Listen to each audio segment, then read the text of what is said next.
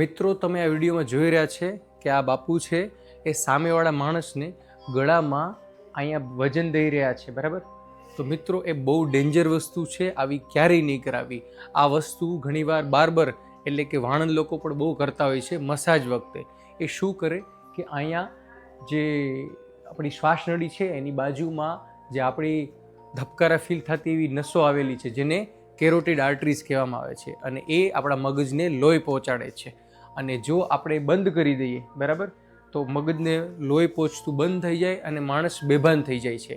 પણ ઘણા કેસ અમારી પાસે એવા પણ આવે છે કે આ નળી બંધ કરવાને લીધે મગજનું ઓક્સિજન ઘણું બધી વાર ઘટી જાય કે એને લીધે મગજનો પરમેનન્ટ ડેમેજ પણ થઈ જાય, માણસ કોમામાં પણ રહી શકે. અને એનાથી પણ વધુ કોમન વસ્તુ એ છે કે આ દર્દીઓ સ્ટ્રોક એટલે કે પેરાલિસિસના હુમલા સાથે આવે છે.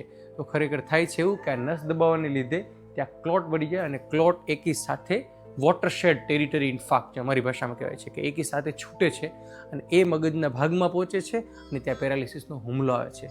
તો કૃપા કરી આવી વસ્તુ ના કરાવતા. આવી જ રીતે વધુ જ્ઞાન આપણે જાણતા રહીશું અને મળીએ આગળના વિડીયોમાં. ત્યાં સુધી બધાને મારા સીતારામ, જય માતાજી અને જય શ્રી કૃષ્ણ.